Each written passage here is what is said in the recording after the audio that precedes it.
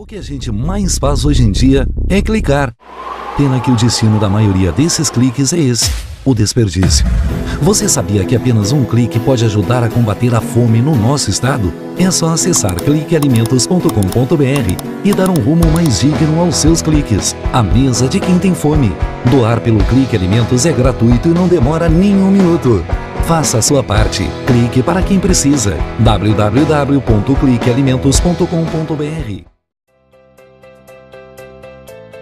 Livros não se leem sozinhos. Refeições não se preparam sozinhas. Brinquedos não se montam sozinhos. 42 crianças com lesão cerebral profunda e deficiência motora permanente também não se cuidam sozinhas. Casa do Menino Jesus de Praga. Há 30 anos te ajudando a cuidar de quem precisa. Para ajudar, ligue 33 15 0011 ou acesse o nosso site.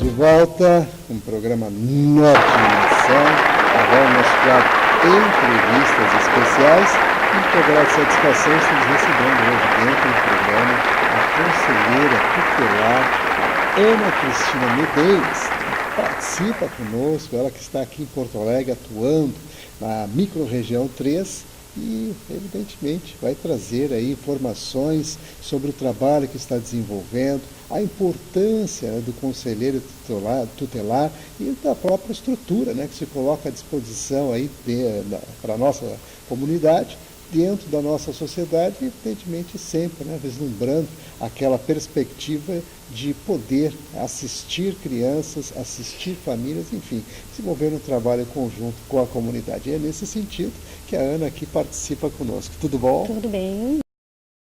Muito obrigada pelo espaço. O Conselho Tutelar de Porto Alegre vem trabalhando justamente procurando espaço, né, de divulgação, de informação sobre o trabalho do Conselho Tutelar, então agradecemos a oportunidade. Sem dúvida nenhuma, nós que agradecemos pela presença. Né? Realmente a gente tem recebido aqui conselheiros tutelares, o pessoal que desenvolve um trabalho tão importante e, claro, vamos mais uma vez resgatar o trabalho do conselheiro tutelar.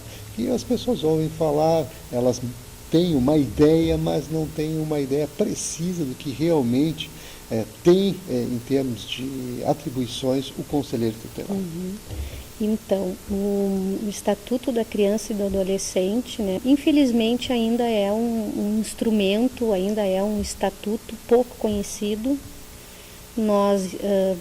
A própria função do Conselho Tutelar, do conselheiro tutelar, né, ela acaba sendo lembrada nos momentos negativos. E nós queremos justamente fazer um trabalho preventivo também, né? Por que não o Conselho Tutelar participar de campanhas, de ações, né, de informação, de divulgação do Estatuto da Criança e do Adolescente, dos direitos da criança, né, e do adolescente? Então a gente vem procurando nessa gestão, vem muito focada nisso, né, de melhorar a imagem do Conselho Tutelar, de esclarecer à sociedade qual é o papel do conselheiro tutelar. Realmente estamos justamente abrindo aqui espaços para que a gente fale dessa importância, porque existe uma necessidade premente de integrar a comunidade com o Conselho.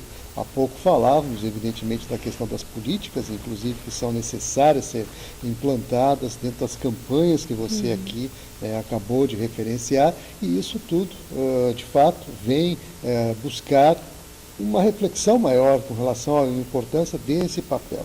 E nesse sentido, assim, vamos dar alguns exemplos, até para o pessoal que está aí ligado, acompanhando, né, o programa nesse instante, possa ter uma ideia mais clara, exemplificadamente, das atribuições do conselheiro. Bom, o conselheiro, ele atua no momento em que há alguma violação de direito da criança e do adolescente, tá? Essas denúncias, elas podem ser anônimas, né? Então fica muito claro que a pessoa não se coloca em risco quando quiser fazer alguma denúncia. Ela pode fazer uma denúncia anônima. A denúncia pode ser pelo telefone, que nós temos hoje o Disque 100, é um número nacional, né? Todo o Brasil acessa esse número. Tem os telefones das micros, entrando no site da Prefeitura de Porto Alegre tem a informação do telefone de cada micro, por e-mail, né, e até pessoalmente. Mesmo que a pessoa vá até a sede do Conselho Tutelar em algum dos 10 territórios de Porto Alegre, nós vamos fazer a denúncia e se a pessoa pedir sigilo, vai ser então mantido o sigilo do nome da pessoa. Importante que as pessoas entendam que Porto Alegre tem 10 micro-regiões. Então eu, por exemplo, atuo na região leste, né, que compreende ali alguns bairros, Bom Jesus, Chácara das Pedras, Morro Santana, Vila Jardim, Jardim Carvalho. Então a minha atuação é sobre denúncias dentro desse território. E assim, né, respectivamente, as outras 10 micros. Então é importante que as pessoas denunciem, né? Tivemos aí há pouco tempo o caso cruel, né, do menino Bernardo. Ainda hoje eu olhava na televisão últimas notícias, né? E então a gente tem que estar atento para isso. Poderia ter sido evitado? Poderia ter sido evitado se a comunidade que após a morte do Bernardo, então, diz, né, que todo mundo sabia, que todo mundo via.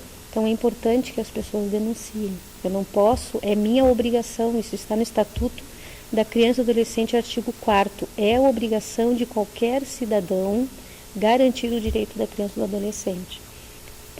Pode não ser meu parente, pode ser um vizinho, é minha obrigação.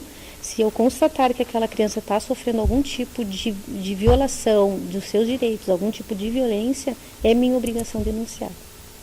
Realmente, Disque 100, aí no rodapé do vídeo você tem um número para fazer denúncias, inclusive anônimas, né, como a Ana Cristina aqui realmente enfatiza isso, inclusive mesmo que compareça na região de acesso lá do Conselho Tutelar, dentro das várias unidades que existem aqui dentro da cidade de Porto Alegre, você também vai ser atendido e se você solicitar, evidentemente eles vão manter o sigilo. Quer dizer, não há por que deixar de colaborar, uma vez que isso é obrigação.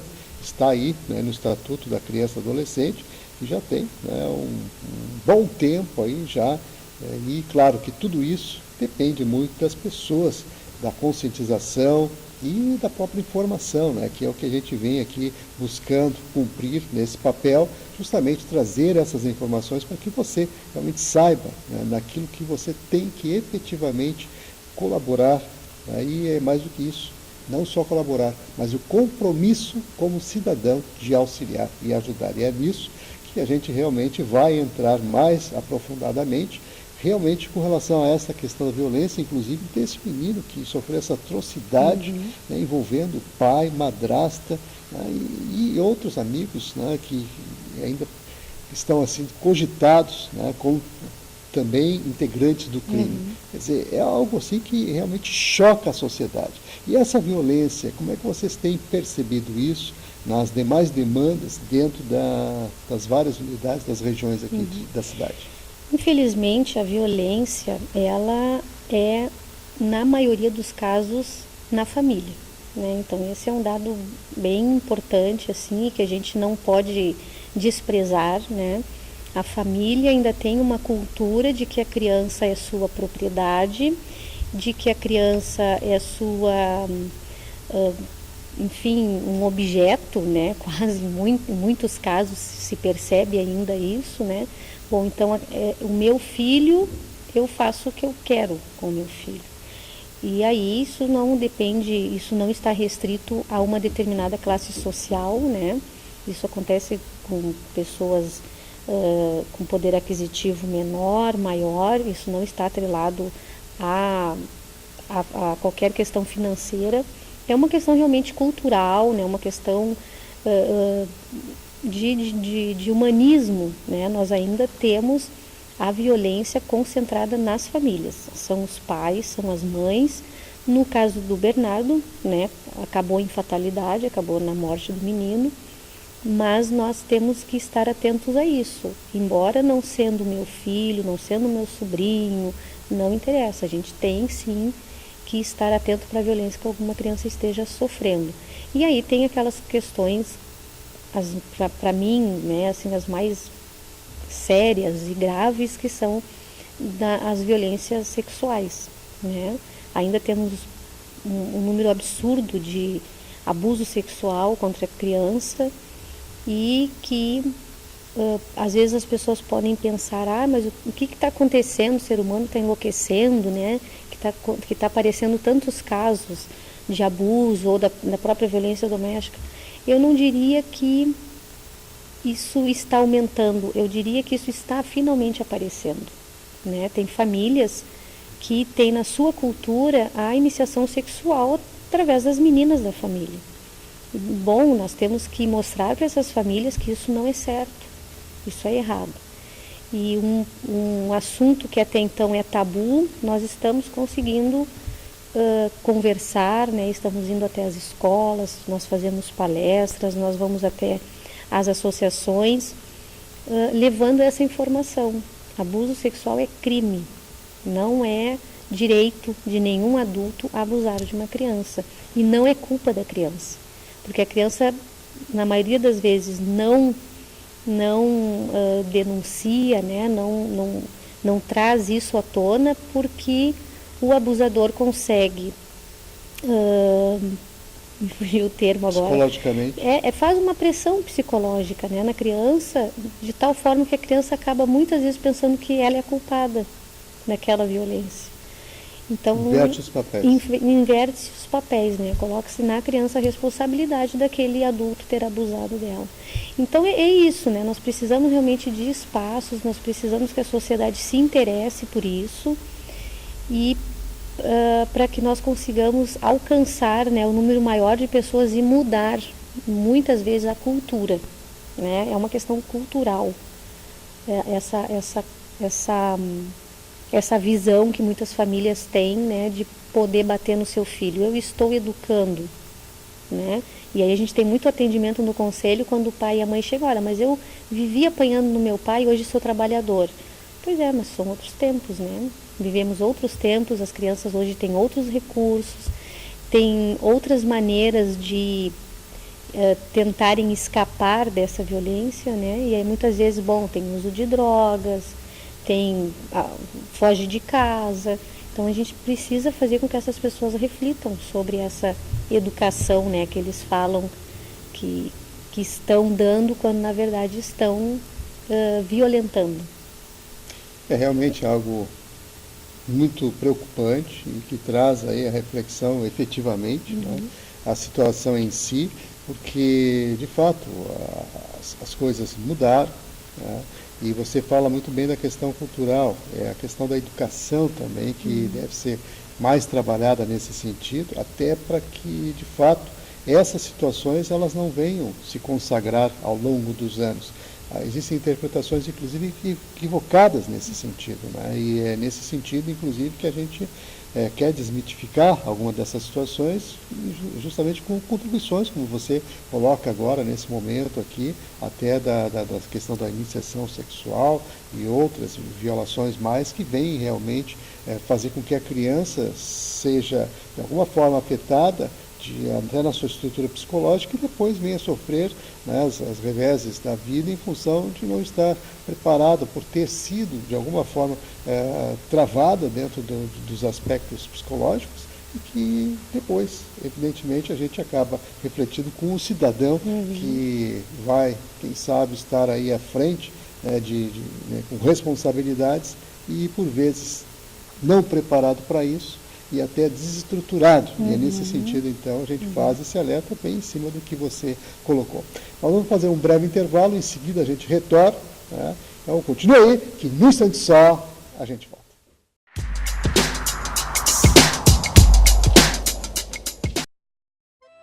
Che, eu sou o guri de Uruguaiana e estou aqui para dar um depoimento. Eu sou viciado. Viciado em erva mate e moída da grossa. Agora, o que não me apetece é ver essa gurizada viciada em drogas, che. E pior, usando na cancha de futebol. Che, tu não me vai atrás de conversa fiada. Bem como diria o Licurgo, droga em estádio não rola. Tá ligado? Mas que barbaridade. Atuar é uma palavra de muitos significados. Atuar é, para alguns como eu, ganhar a vida. Para outros, atuar é uma diversão. Mas para a Kinder, atuar é muito mais. A Kinder, há mais de 20 anos, atua para dar reabilitação e educação a 300 crianças com deficiências múltiplas. E para que a Kinder possa continuar atuante assim, precisamos de mais protagonistas. Você pode fazer o papel principal na vida dessas crianças. Faça a sua doação.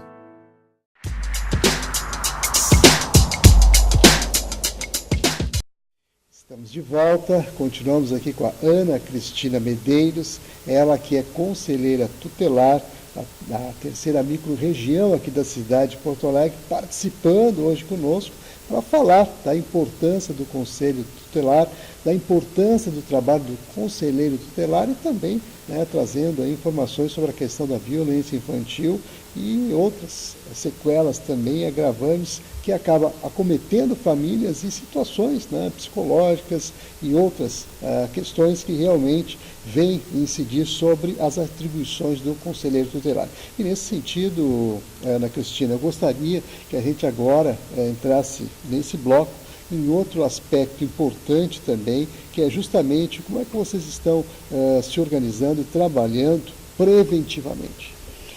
Essa prevenção, então, a gente trabalha, e aí cada micro tem o seu funcionamento, né? Mas aqui na Micro 3, por exemplo, nós nos dispomos a estarmos dentro das escolas, tá? Quando professores nos pedem palestras, e aí essas palestras são para professores, palestras para funcionários, palestras para alunos e palestras para os pais.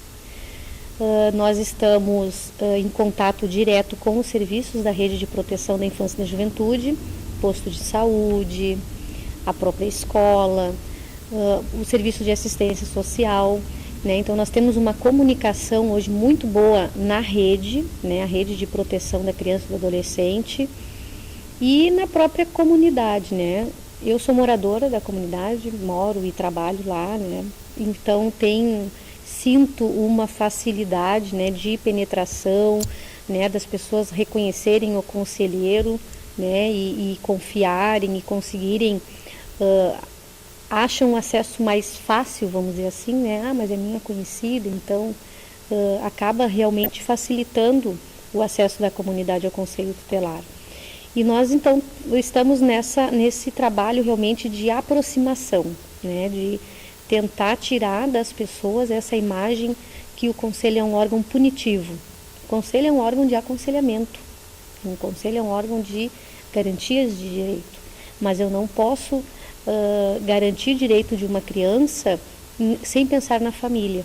Então o conselho acaba sim, faz um encaminhamento para o posto de saúde para algum membro da família quando for necessário, faz encaminhamento para o serviço social, faz encaminhamento para a própria escola muitas vezes, para serviços que atendem crianças no horário inverso da escola, né?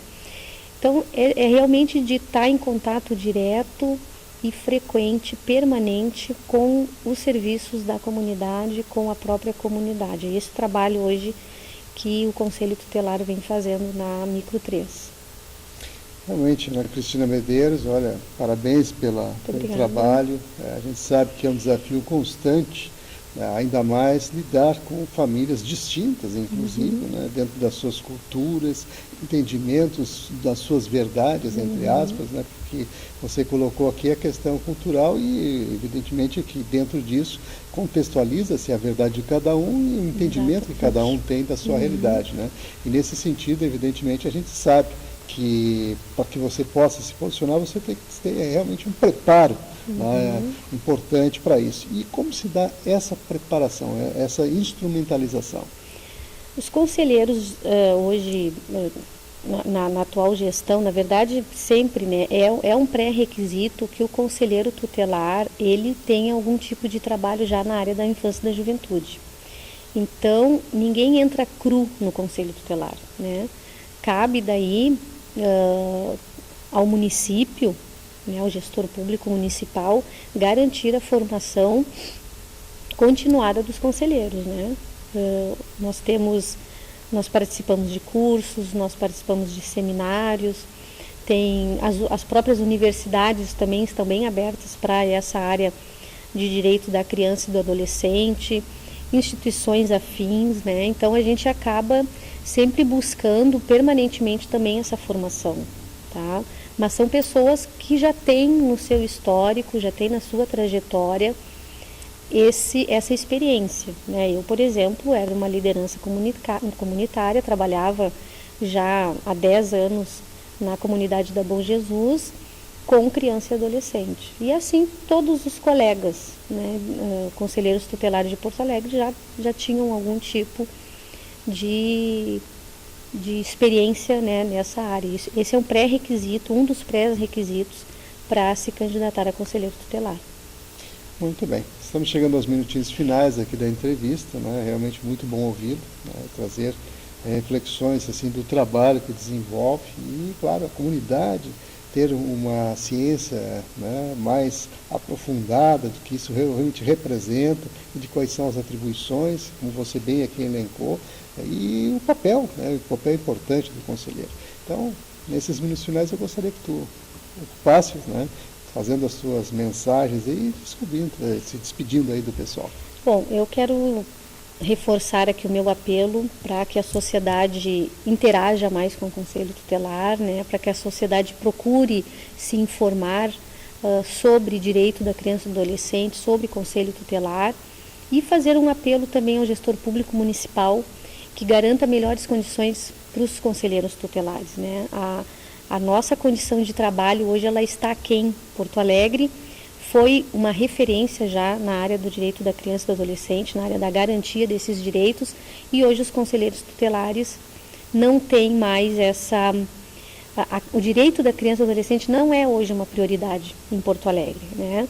Temos boas ações, temos boas iniciativas em Porto Alegre, mas ainda precisamos avançar. Na verdade, nós retrocedemos um pouco. Então, nós precisamos aí correr atrás de um prejuízo e avançarmos cada vez mais. Então, fica o meu apelo aqui ao Poder Público Municipal, né, desse olhar diferenciado para o Conselho Tutelar e para a sociedade, então, de fazer a sua parte, conforme prevê o Estatuto da Criança e do Adolescente. E agradecer, né, mais uma vez, essa rica oportunidade que é tão necessária para essa nova imagem do Conselho Tutelar. Muito obrigada. Nós aqui agradecemos pela presença aqui, mais uma vez lembrando, aí no rodapé do vídeo, Disque 100. Se você realmente deparar com alguma situação de violência a criança ou adolescente, Disque 100 e faça contato. Vão ser, evidentemente, encaminhados ao Conselho Tutelar da sua região e eles vão estar lá, atuando dentro das suas atribuições. E outra situação também que a gente quer colocar aqui é aquele apelo para as famílias, né, se integrarem mais, passem a conhecer mais o trabalho do Conselho Tutelar, que é o apelo que a Ana Cristina aqui faz e a gente também referenda nesse sentido. Então, Ana Cristina Medeiros, muito obrigado pela participação.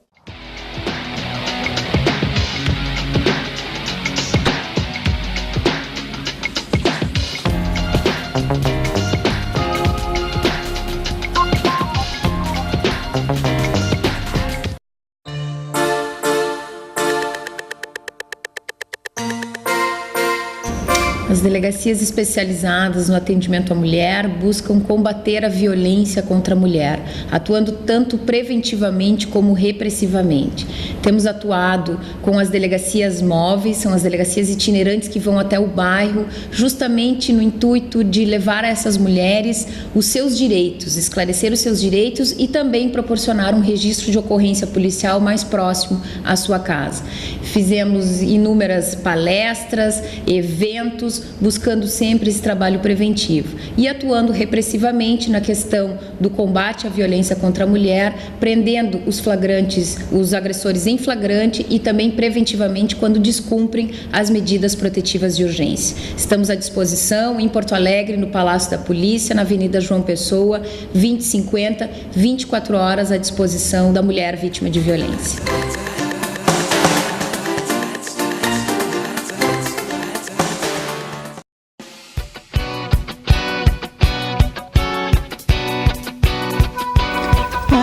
A Associação Rio Grandense de Apoio ao Diabético tem como missão educar em diabetes. pois acreditamos que é preciso conhecer para controlar. Por isso, se o diabetes de alguma forma tocou você, venha nos procurar.